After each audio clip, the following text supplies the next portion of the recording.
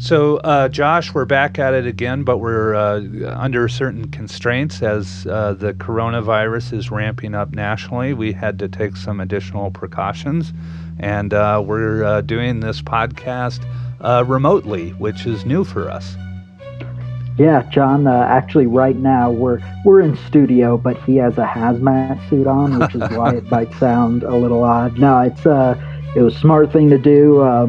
Hopefully, everything's overblown, and an episode from now we'll be laughing about this. But yeah, taking some good precautions. Yeah, and if you are listening, if you are feeling ill in any way, please stay home and self-quarantine. And we wish everybody the best through this pandemic. And we're excited to kick this off remotely. You're listening to It Might Be Interesting with your hosts, Josh Levy and John Walsh. Now, there's an endless amount of information out there on any given topic. And sometimes you just need somebody who can extrapolate it in a way that might be interesting. All right, John. So today we have a special segment outside of our usual schedule, and wanted to come on and talk to our listeners because I heard a rumor, John, tell me if this is true, that there happens to be a book out or coming out soon. Is that correct? Yeah, my second novel is coming out, and it should be available within the coming days. Sweet. So can you tell us about it? And this is a continuation of the first one, right? Or, they do have some connection there. So if you want to let us know like what the first one is, and then maybe use that as a segue into what the current one coming out is. Yeah. So the first book was called The Recently Deconverted, and it was the story of a young man leaving his, Christian home and going off to college, and then realizing that he was ill-prepared and ill-equipped for the world that he found. And so it's just kind of a coming of age and a learning curve. It was kind of based loosely on my own upbringing and going to a Christian school and then leaving that school and entering a world that I was pretty unprepared for based on what they had taught me. So yeah, this book is not a sequel to this new book. It's a different style of book. It's a series of short stories. The title of the new book is Parables of Post-Religious America. Can you give us kind of a brief synopsis of what we're looking at here? Because you mentioned it isn't a sequel. What are we kind of looking for in terms of our themes here? Sure. Yeah. The book is a collection of short stories, some fictional, some non-fictional, and it's kind of my own musings and ramblings about, the state of religion in America and where the politics and religion collide, as well as just some humorous satires on some of the stories of the Bible, as well as personal stories of my time at a evangelical school and what I came to know and understand about their curriculum and how they inform and instruct their students to live a certain life that none of them can really ever obtain.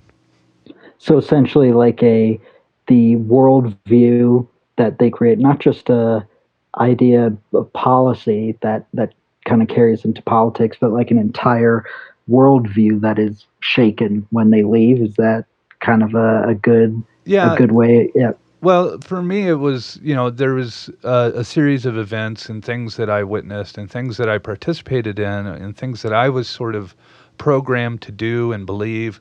And then there was things that, that others around me were kind of programmed to. And you just, there's 4 individual stories that are kind of on a timeline. And I just kind of discuss what it was like to grow up that way.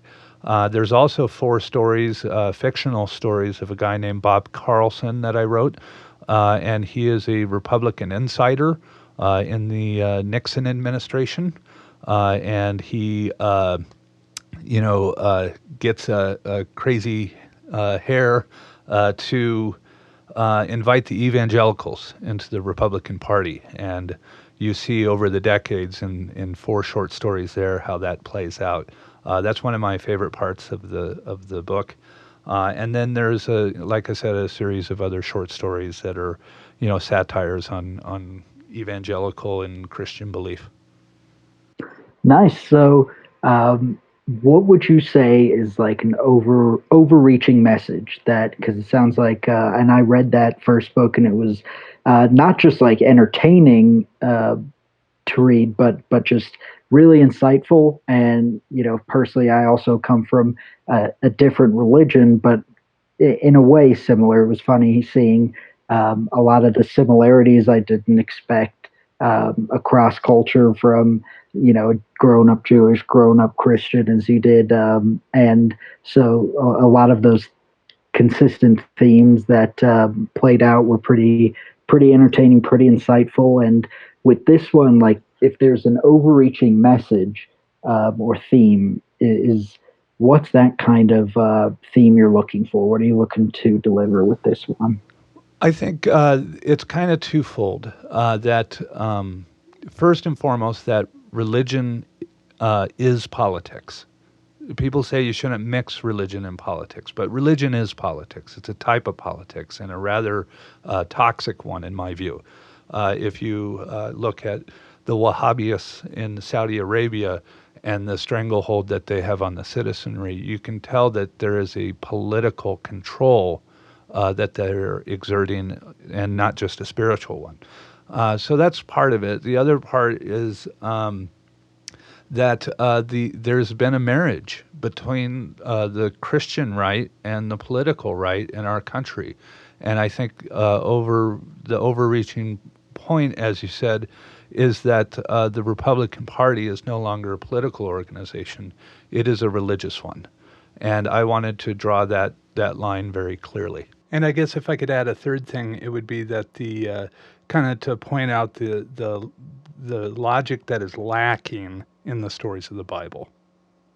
All right, so one question I'll ask, and I don't know if this is if you do kind of address this or weigh in on this in the book, but based on what you just said with that marriage between religion and politics, and you brought up like Saudi Arabia, Middle Eastern countries, and I even think of other countries I've visited in Europe where you don't feel the religious vibe, I guess you could say, as much as you do here in America. But I think a lot of it is because they're so religiously homogenous in a lot of those countries that it's still, in a sense, it plays a role.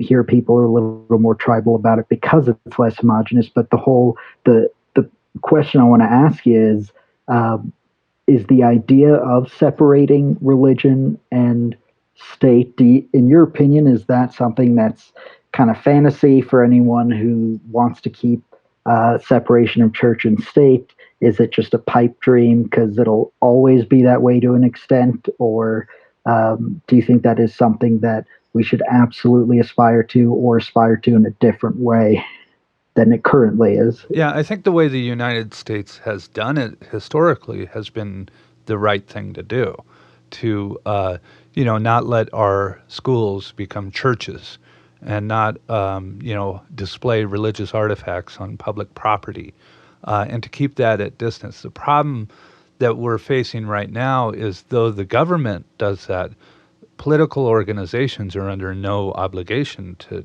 do that as well. And so as a result, the Republican Party is just sort of welcomed in. One of the things I point out is it's one thing for people to say that 35% of evangelicals vote Republican. It's entirely different to say 35% of Republicans are evangelical. That's a significant chunk of that party. So, Right. I wanted to kind of fictionalize that and point that out and, have the reader come to the understanding that that the politics of the right in this country, there is a religious narrative that runs through it, and there is a reason for the behavior within the Republican Party presently that I feel is not due to their political ideology, but to their religious ideology. Thanks for listening to It Might Be Interesting. Please join us next time. And make sure you check out our website for other episodes, itmightbeinteresting.com. And we'd love to hear any thoughts, questions, feedback, and even episode suggestions you have. So if you do have any, please send it over to thoughts@itmightbeinteresting.com.